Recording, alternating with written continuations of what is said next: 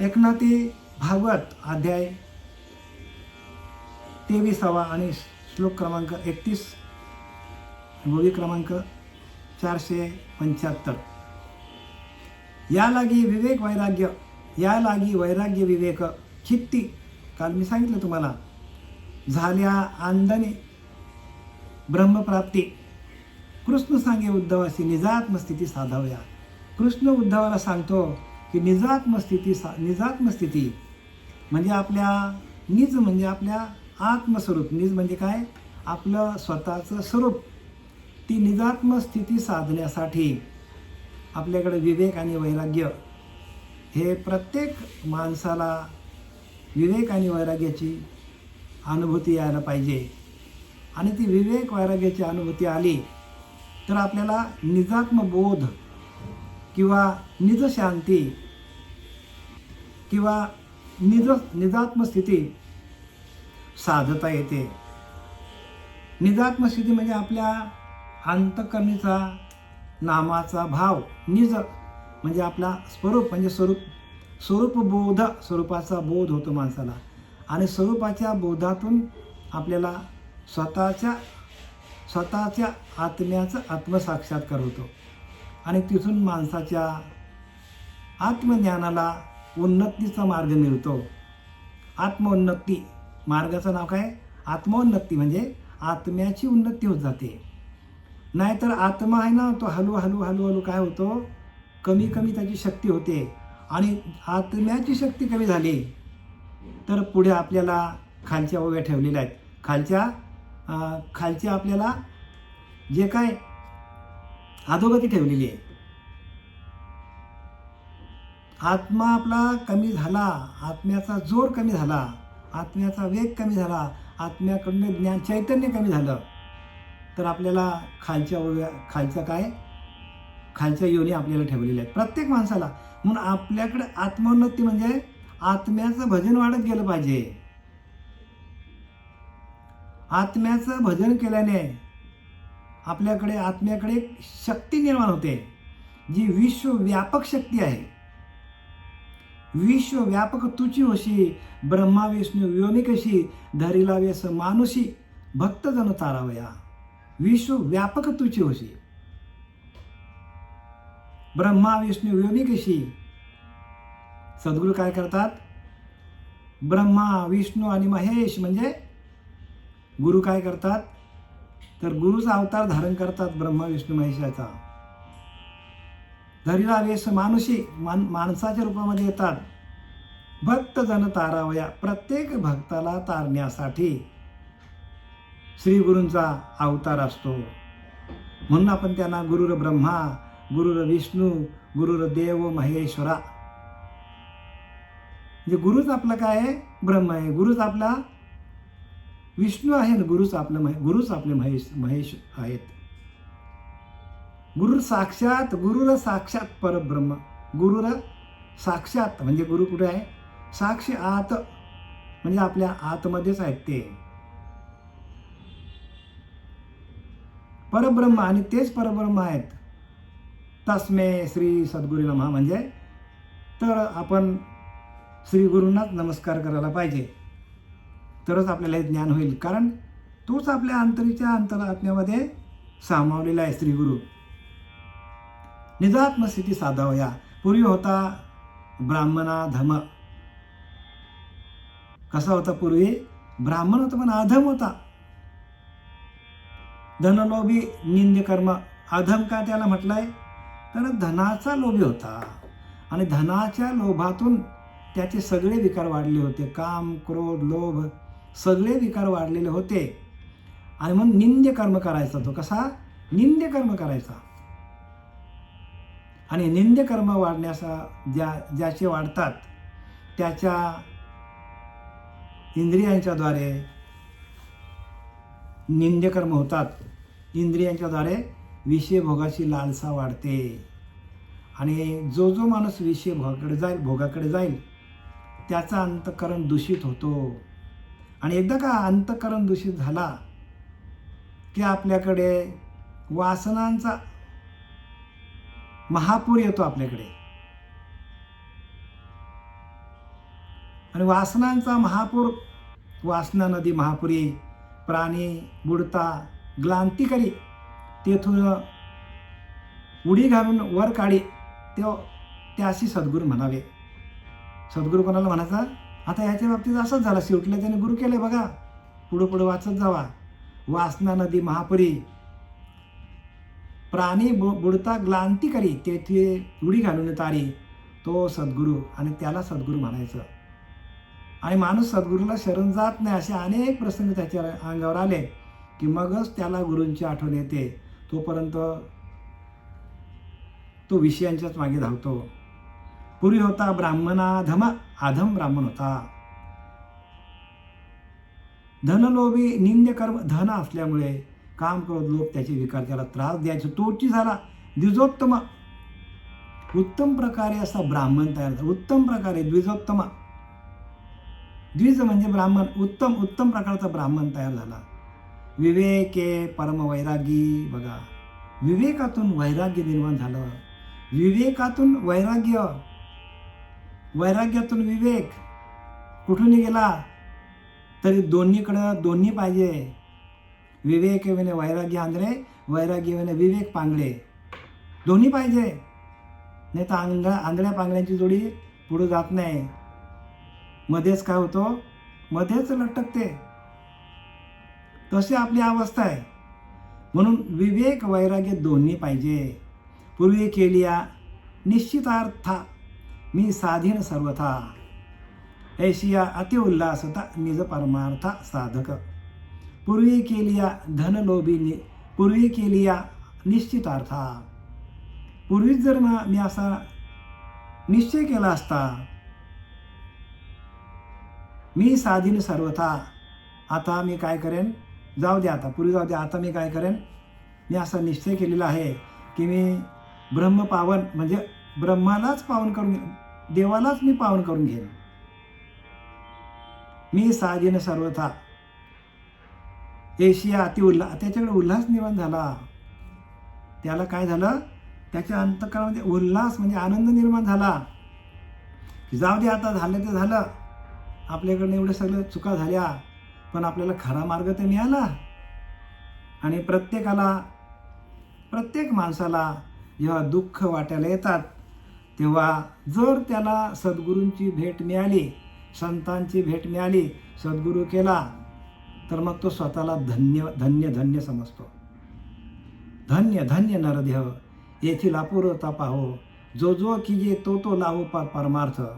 जे जे कराल ते ते तुम्हाला या नरदेहाच्या माध्यमातून आपल्याला साधता येतो. धन्य धन्य हा नरदेह. बघा, 2 वेळा सांगितले, 2 वेळा, 1 वेळा नाही. धन्य धन्य हा नरदेहो, येथील अपूर्वता पाहो, जो जो की जे लाहो परमार्थ. तो जे तुम्ही करणार ते तुम्हाला या नरदेहाच्या माध्यमातून साध्य करता येतो. जे कराल ते. कोणी विषयांच्या आहारी जातो, तो कोणी भरपूर पैसा कमवतो, प्रॉपर्टी कमवतो, तर कोणी गिरिकंदरामध्ये जाऊन बसतो, वनात जाऊन बसतो, तपश्चर्या करतो, मुलांना सोडतो, तर कोणी उत्तम प्रकारे संसार करतो, तर कोणी उत्तम प्रकारचा गायक होतो, कोणी उत्तम प्रकारचा वाद्य काम करणारा वादक होतो. जे कराल ते तुम्हाला. कोणी राजा होतो, राज्यावर बसतो, मोठ्या मोठ्या गाद्या बलकावल्या जातात.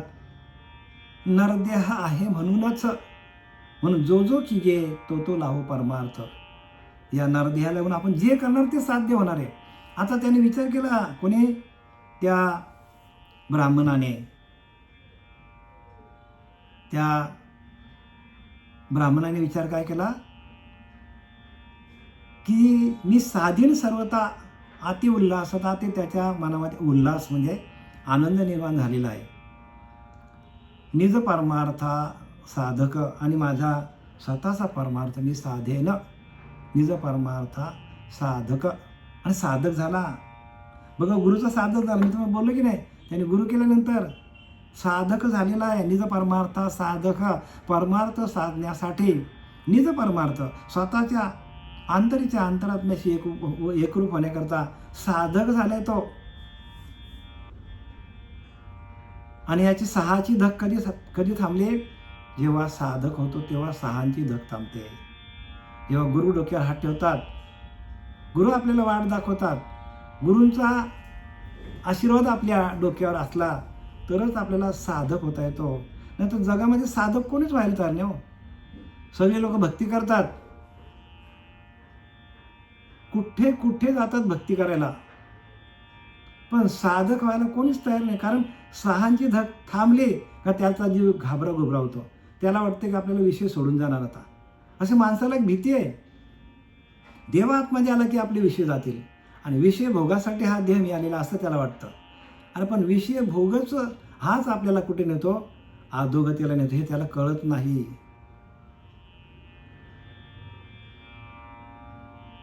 हे प्रत्येक माणसाला कळायला पाहिजे. विषय सुख हे काही बोलण्याचे नाही, परंतु काही केल्या मूर्ख मूर्ख मूर्ख न सेविता न सरे. एक नंबरचा मूर्ख आहे बघा माणूस. काही झालं तर विषय सुख तो सोडत नाही. आणि ज्या वेळेला विषय सुख आपण सोडतो त्यावेळेला जागच्या जागेवरच आपल्याला परमात्मा तत्वाची प्राप्ती होते. तिथल्या तिथेच बरं का. म्हणून तुकाराम महाराज म्हटले की वे देव पाहाव्याशी गेलो आणि देवच होऊन ठेलो. सगळे विषय सोडून गेले तर जागच्या जागेवर आपल्याला आत्मलाभ, आत्मानंद, आत्मसाक्षात्कार हे सगळे आपल्याला जागच्या जागेवर भेटतात. तिथल्या तिथेच सगळं आहे, कुठे जायचं नाही. आणि म्हणून सांगतात ठाईचं वसुली करा एकचित्त.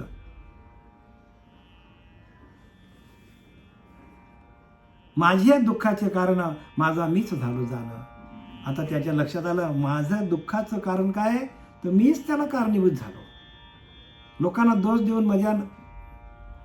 दोष देण्यात काही मजा नाही. माझा मीच दोषी आहे असा तो स्वतःला समजायला. माझा मीच झालो जाणं, माझ्या दुःखाचे कारण माझा मीच झालो जाणं. धरिता काम क्रोध धनाभिमान दुःख दारुण मद माझे. कारण मी काय केलं? काम क्रोध लोभ मद मत्सर दंभ संशय चिंता सगळं मी काय केलं होतं? धरून ठेवलं होतं सगळे. आपणच धरतो बरं का सगळ्या विषयांना. आणि विषयांना आपण टाकले तर आपण तिथल्या तिथेच आपल्याला परमात्म्याची प्राप्ती. कुठंच लांब जायची गरज नाही. काम क्रोध निमालेच ठाई झाली आनंदाची सृष्टी. तुकोबाराय सांगतात पिकलिया सेंदे कडूपण गेले तैसे आम्हा केले पांडुरंगा. काम क्रोध निमालेच ठाई झाली आनंदाची सृष्टी. आठव नाठव गेला भावाभाव झाला स्वयंमेव पांडुरंग. काय तुकोबारांचे अभंग आहेत बघा. या अभंगाचा मतितार्थ केवढा खोलवर तुकोबारांनी आत्मसात केला.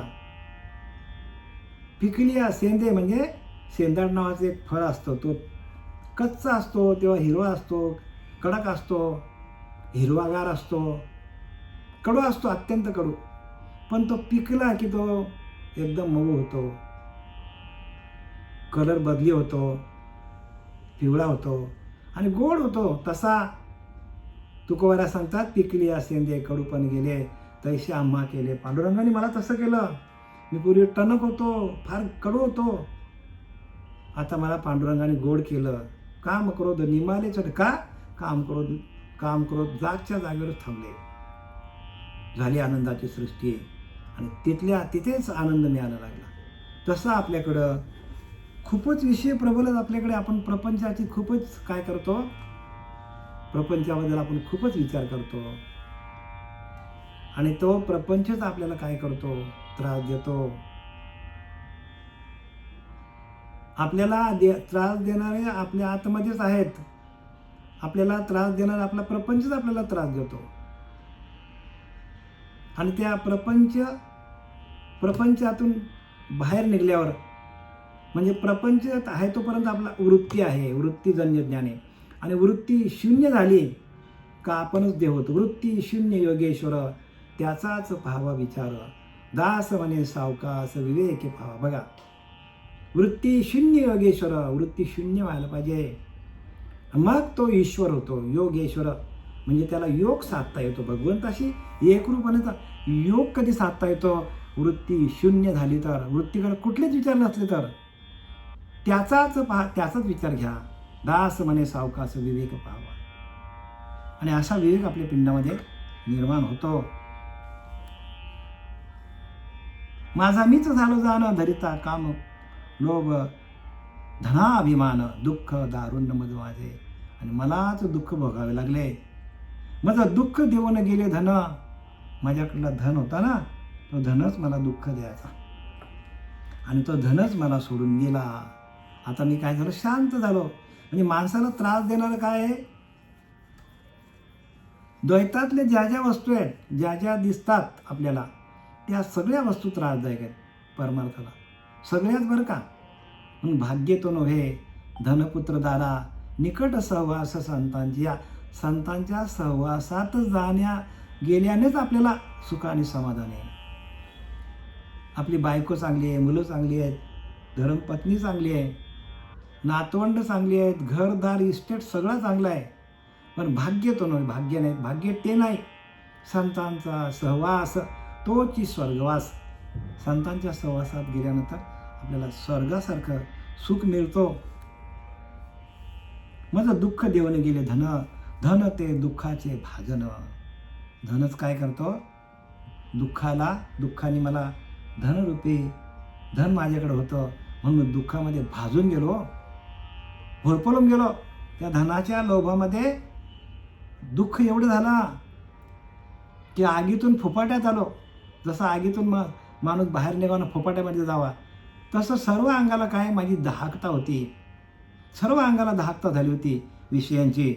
भाजून निघालो. धन ते दुःखाचे भाजन. स्त्री पुत्रार्थ सलोभापन तिहीच जान मज दौडिले. काय केलं की स्त्री पुत्रार्थ सलोभ म्हणजे स्त्रियांवर, पुत्रांवर, घरातल्या सगळ्या नातेवाईकांवर काय होतं? लोभ होता. सलोभी आपण तीच जाण मज दौडिले. आणि त्यांनीच काय केलं? त्यांनीच मला हाकलून. बघा अशीच परिस्थिती आहे. प्रत्येकाची हीच परिस्थिती आहे. माणूस काय करतो? आपल्याच धर्मपत्नीवर, आपल्याच मुलांवर, नातवंडावर, पंतवंडांवर आणि नातेवाईकांवर आपला जीव लावतो माणूस. दुसरा जीव लावणार कोणावर? कारण त्याला परमात्मा पांडुरंग आपल्या आतमध्ये आहे हे त्याला माहीतच नाही हो. देव कुठे आहे? बाहेर आहे हो. देव आतमध्ये नाही ना. देव आतमध्ये दाखवणारा गुरु जोपर्यंत जीवनात येत नाही तोपर्यंत सगळे काय आहेत? सगळे केलेले सर्व कर्म निरर्थकम अर्जुना. जोपर्यंत आपल्याच आत्म्याचं आपल्याला ज्ञान होत नाही तोपर्यंत केलेले सर्व कर्म निरर्थकम. अशीच प्रत्येक माणसाची ही परिस्थिती आहे की नंतर काय करतात माणसं की त्या माणसाला हाकलून देतात घरातून. आणि बघा आपल्याकडं आता वृद्धाश्रम काय निघाल्यात, तिकडे लोक पाठवतात आई वडिलांना. असं करायला नाही पाहिजे. पण हीच परिस्थिती जगामध्ये. कोणी विचारत नाही. जोपर्यंत पैसा आहे, शक्ती अंगामध्ये, जोपर्यंत तारुण्य अंगामध्ये, तोपर्यंत सगळे विचार केले. एकदा तारुण्य गेला की सगळे माणसाला काय करतात? टाकून जातात. तसं ह्याच्याकडे धन होता पण या धनाचा विनियोग त्याने व्यवस्थित केला नाही आणि म्हणून त्याला काय झालं? त्रास झालेला आहे. आणि तोच धन त्याने सगळ्या लोकांना सुखी ठेवण्यासाठी वापरला असता तर कदाचित त्याला एवढा त्रास झाला नसता. पण हे देवानेच काय केलं? घडून आणलं सगळं. तर तो म्हणतो ना काय देवाने सगळं केलं, हे मी केलं नाही, हे देवाने माझ्याकडनं केलं. कारण मला भगवंताकडे आणण्याचा हाच मार्ग भगवंताने माझ्या नशिबी लादून दिला. हेच त्यांना सांगायचं याच्यातनं. माझं दुःख देऊन गेले धन ते दुःखाचे भाजन. स्त्रीपुत्रांचे सलोभी आपण तीच जाण दौडविले. त्या स्त्रीपुत्रानेच मला काय केलं? हाकलून दिलं, दवडिले. धरावा ज्ञातीचा अभिमान तव स्वयाती मी सांडोनी जाण. मजशी विमुख झाले स्वजन त्याचा लोभ कैसा मज आता. धरावा जातीचा कसला अभिमान धरणार आता? सगळ्यांनी मला काय केलं? हाकलून दिलं घरातनं. ज्ञातीचा, मी जे काही धन कमवलं, जे काही ज्ञान कमवलं, त्याचा पण अभिमान गेला. तव स्वयाती मी सांडिलो जाणं, मी स्वतःच्या हाताने ते सगळं टाकून दिलं. सांडिले जाणं, मी स्वतःहून टाकून दिलं. का? मजसी विमुख झाले स्वजन, माझ्याच काय झालं, मला सगळे काय झाले, विन्मुख झाले. सगळेजण विन्मुख झाले. मुलगा, बायको, नातेवाईक सगळे त्याच्याकडं कोण होते? कामगार लोक होते त्याच्याकडे, शेतामध्ये काम करणारे, ते पण विरोधात गेले सगळेच. आणि त्याचा गाव पण, आणि ती उज्जैनी नगरी होती, त्या नगरीमध्ये सगळी लोक त्याच्या विरोधात गेलेली आहेत. मग त्याला किती त्रास झाला असेल विचार करा. आपल्याला आपली एक धर्मपत्नी आपल्याशी बोलली नाही, व्यवस्थित वागली नाही, तर आपल्याला किती वाईट वाटतं. मुलगा व्यवस्थित वागला नाही तर किती, म्हणजे आपल्याला किती दुःख होतं.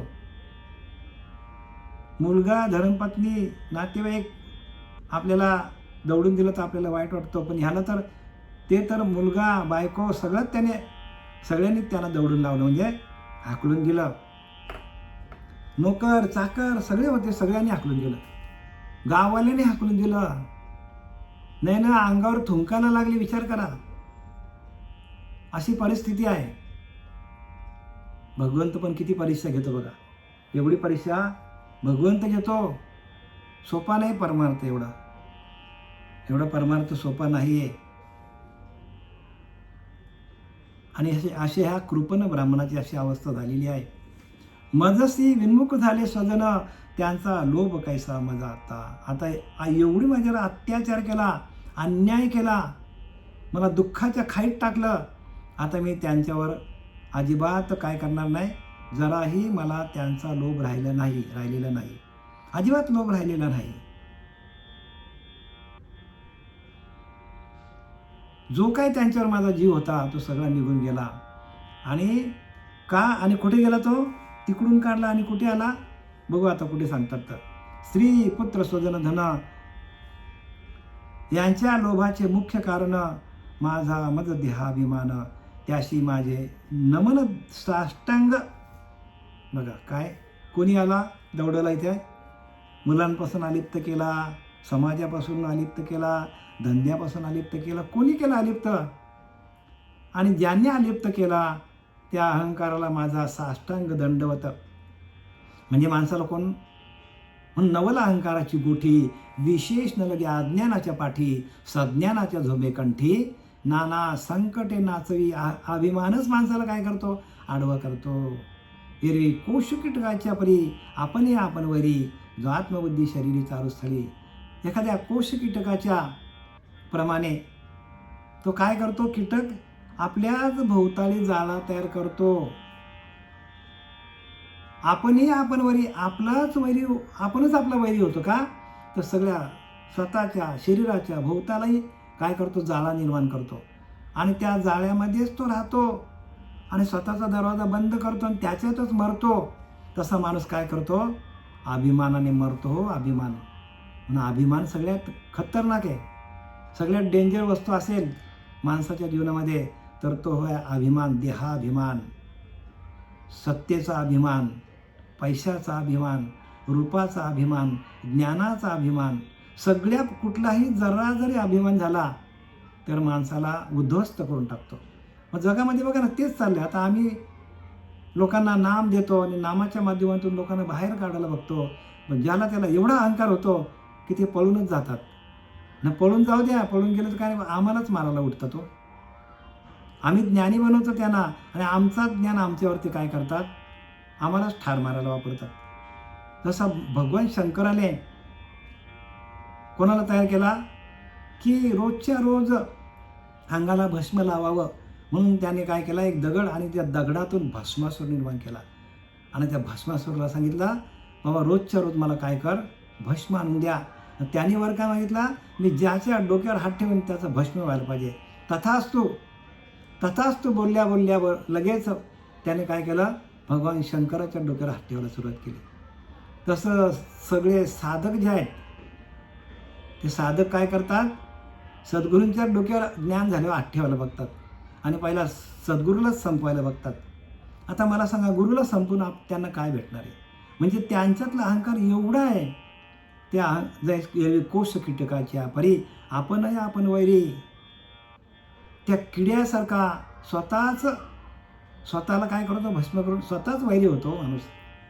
तर प्रत्येकाने अभिमान आहे ना, या अभिमानाकडे जास्त लक्ष घाला. जराही वाढता कामा नये. आपल्याकडे पैसा आला, ज्ञान आला, तरी पण त्या अभिमानाकडे जास्तीत जास्त लक्ष द्या, कारण तोच आपला भस्मासूर आहे. प्रत्येक साधकाला एक हात जोडून विनंती आहे की जराही अभिमान वाढून देऊ नका, नाहीतर आपणच घात करतो. आपण वैरी, आपलाच आपण वैरी येतो आणि तो सगळ्यात घातकी आहे बरं का. आणि तो एकदा गेला म्हणून तुकाराम महाराज पुढे जाऊन सांगतात, अभिमानाने नाडला तुका म्हणे वाया गेला. पुढे सांगतात, अभिमान गेला तुका म्हणे देव झाला. हो, देव होण्याला अभिमानच कारणीभूत आहे आणि देव आणि राक्षस व्हायला पण अभिमानच कारणीभूत आहे. मग आता पण तो किती प्रमाणात घ्यायचा? नसलेलाच बरा तो, प्रमाण पण कळत नाही. नंतर तो डोक्यामध्ये काय करतो, भूत घुसवतो माणसाच्या आणि स्वतःचाच काय करतो तो, स्वतःच्या हाताने स्वतःचा नाश करून घेतो. म्हणून अभिमानापासून बाबा लांब राहा. सगळ्यांना हात जोडून विनंती आहे, जराही अभिमान येऊन देऊ नका. आत्तापर्यंत जेवढे माझे अनुभव आहेत सगळे अभिमानानेच बुडाले.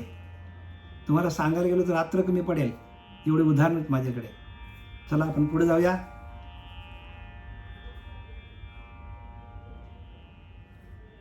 मज दुःख देऊन गेले धन ते दुःखाचे भाजन. श्रीपुत्रादी सलोभी आपण तिहीच जाण मज दौडिले. धरावा ज्ञातीचा अभिमान तव स्वयाती मी सांडिलो जाण.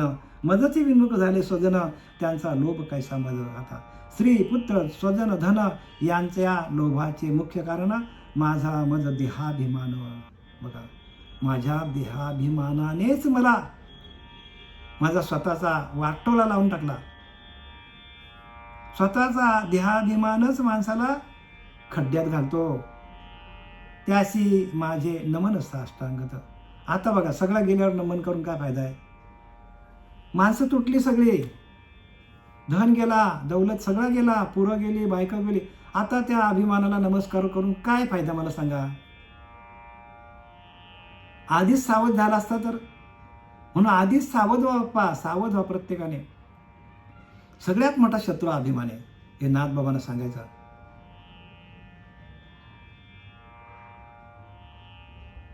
आणि म्हणून ज्ञानोबा सांगतात, हा अभिमान सांडीजे, मग आहे तीच वस्तू होईजे. मग आपली सस्ती सहज आपणच केली. हा अभिमान सांडीजे, अभिमान टाका.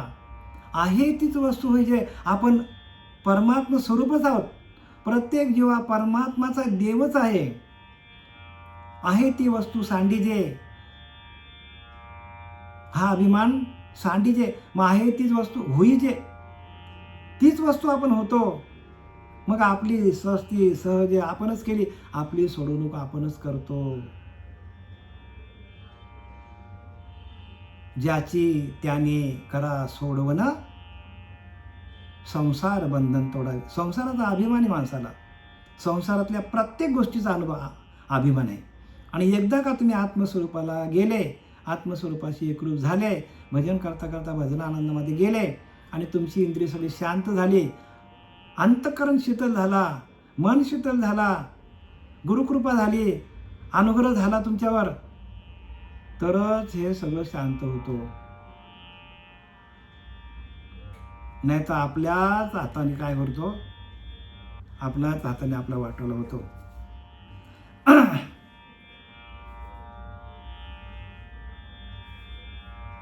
नमन श्रीपुत्रादी धनाशी, नमन स्वयाती स्वजनाशी, नमन देहाभिमानाशी, संबंध तुम आम्हाशी असे ना. आता नमन करायला लागला. आता काय झटके खाले, सगळं गेल्यानंतर आता काय राहिलं मला सांगा? मुलं बालं गेली, बायका मुलं गेली, धन गेला, सगळीच लोक गेली, भीक मागायला लागली महाराज. तसा माणसाला भीक मागायला लावणारा अभिमानच आहे. आणि म्हणून याच्याकडे जास्त लक्ष घाला म्हणून नाथबाबांनी एवढं सगळं रंगवल्या. किती बघा ह्या 23व्या अध्यायामधील 31वा श्लोक चालू आहे आणि 480 ओव्या आपण वाचल्या. त्याच्यामध्ये सगळं तेच सांगतो नाथबाबा. त्या अभिमानाशिवाय काहीच बोलत नाही.